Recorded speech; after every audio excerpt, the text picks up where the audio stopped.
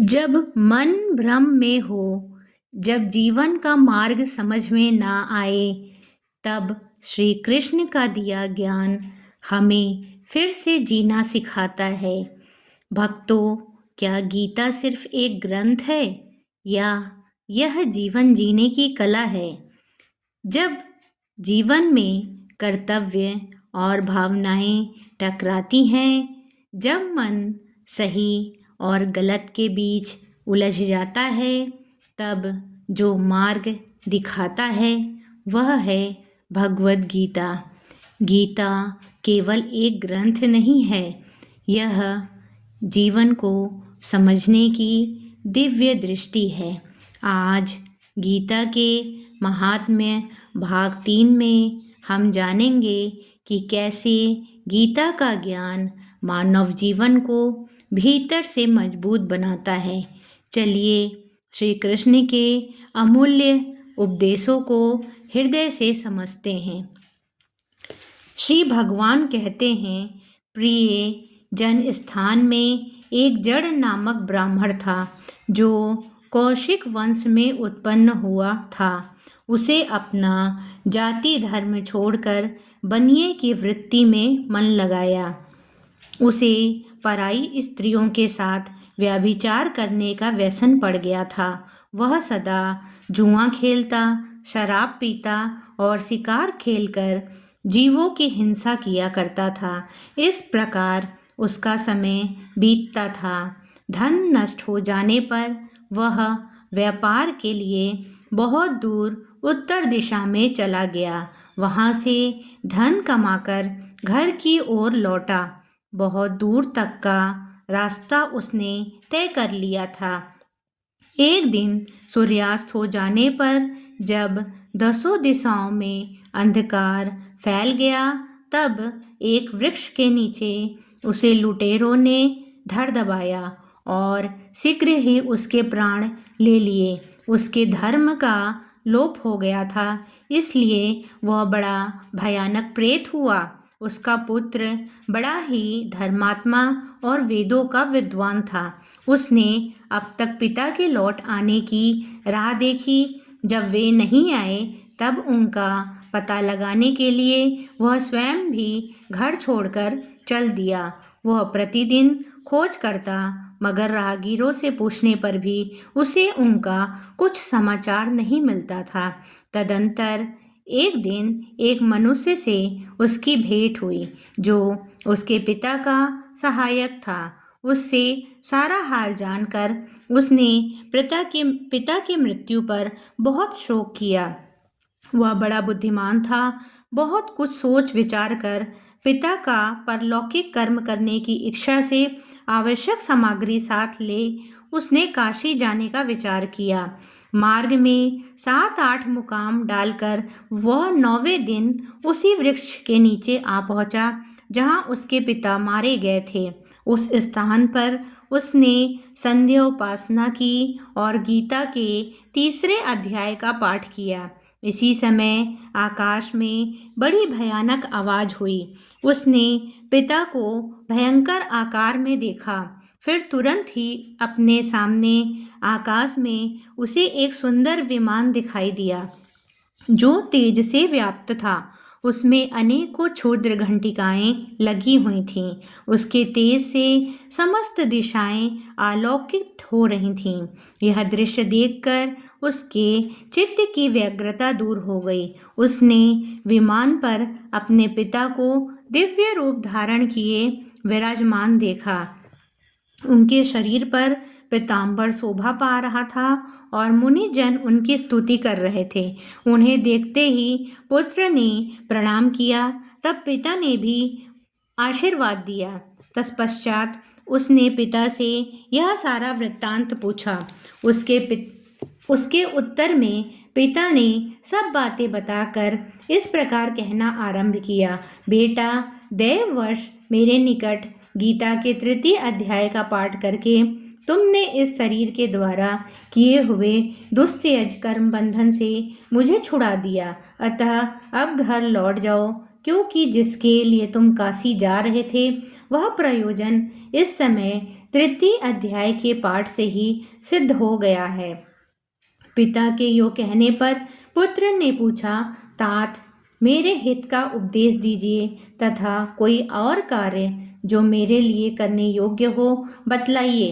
तब पिता ने कहा, अनघ, तुम्हें यही कार्य फिर करना है। मैंने जो कर्म किए हैं वही मेरे भाई ने भी किए थे।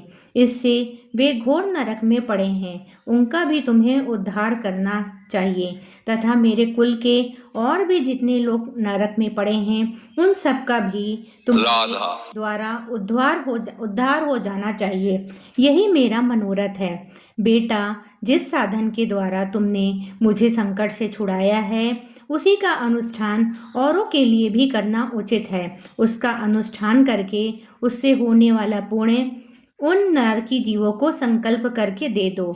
इससे वे समस्त पूर्वज मेरी ही तरह यातना से मुक्त हो स्व अल्पकाल में ही श्री विष्णु के परम पद को प्राप्त हो जाएंगे। पिता का यह संदेश सुनकर पुत्र ने कहा, तात, यदि ऐसी बात है और आपकी भी ऐसी रुचि है तो मैं समस्त नारकी जीवों का नरक से उद्धार कर दूंगा।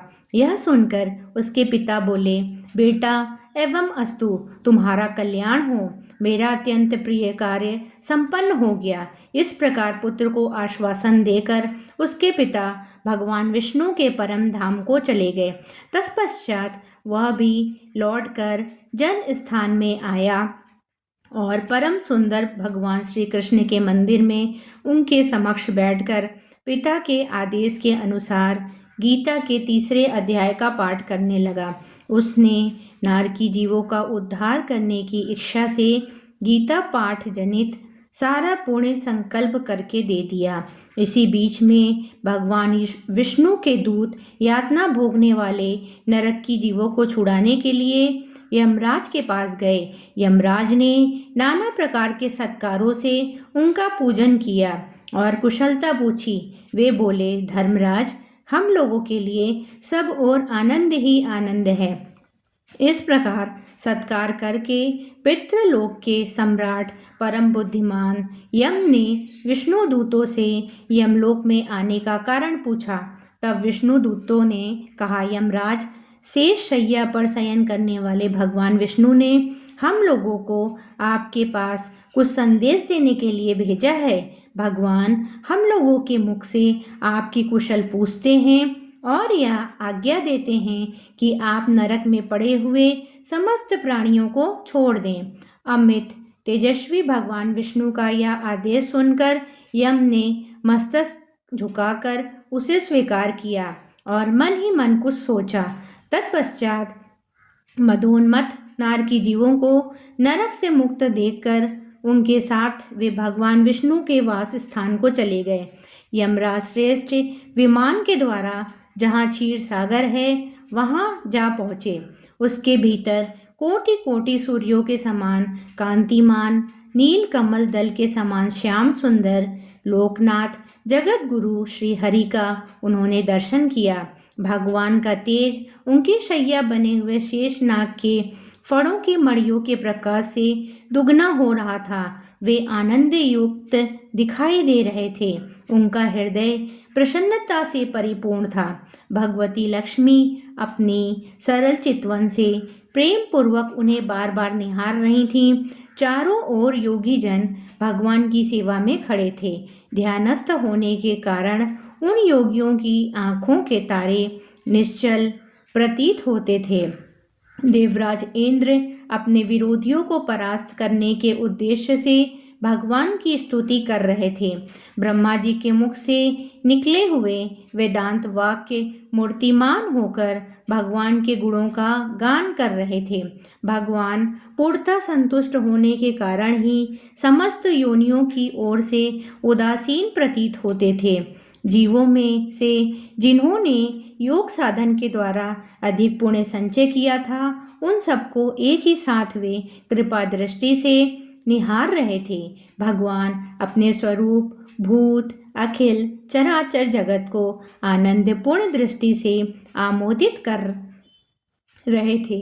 शेषनाग की प्रभा से उद्भासित और सर्वत्र व्यापक दिव्य विग्रह धारण किए नील कमल के सदृश श्याम वर्ण वाले श्रीहरि ऐसे जान पड़ते थे मानो चांदनी से घिरा हुआ आकाश सुशोभित हो रहा हो।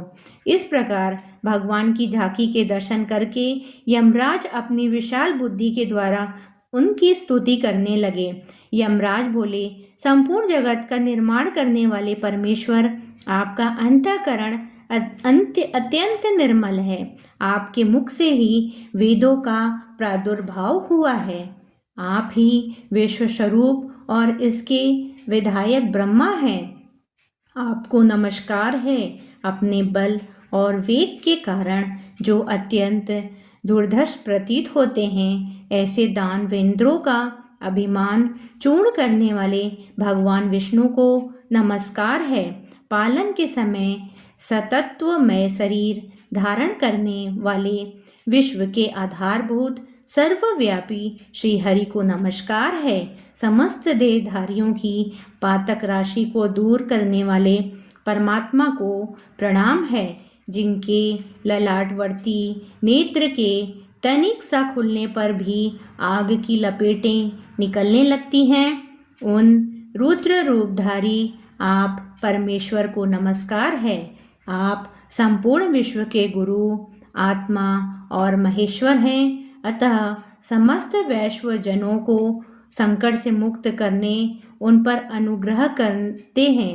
आप माया से विस्तार को प्राप्त हुए अखिल विश्व में व्याप्त होकर भी कभी माया अथवा उससे उत्पन्न होने वाले गुणों से मोहित नहीं होते।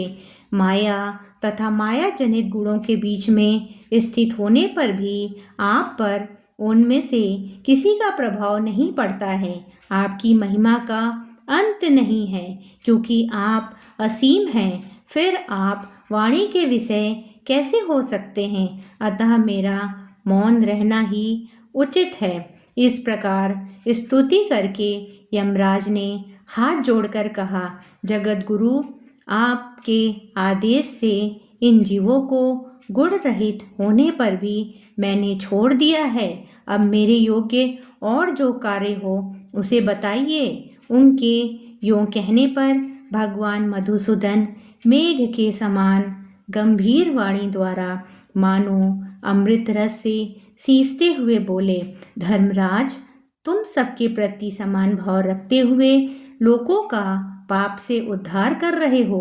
तुम पर देहधारियों का भार रखकर मैं निश्चिंत हूँ।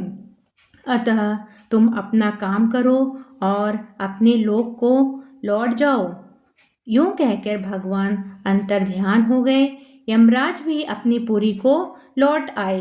तब वह ब्राह्मण अपनी जाति के और समस्त नारकी जीवों का नरक से उद्धार करके स्वयं भी श्रेष्ठ विमान द्वारा श्री विष्णु धाम को चला गया। अगर आपको यह गीता का ज्ञान मन को शांति देने वाला लगा हो तो वीडियो को लाइक करें, चैनल को सब्सक्राइब करें भक्तों, और इस ज्ञान को आगे जरूर पहुंचाएं। आपको जय श्री कृष्ण, जय श्री राधे।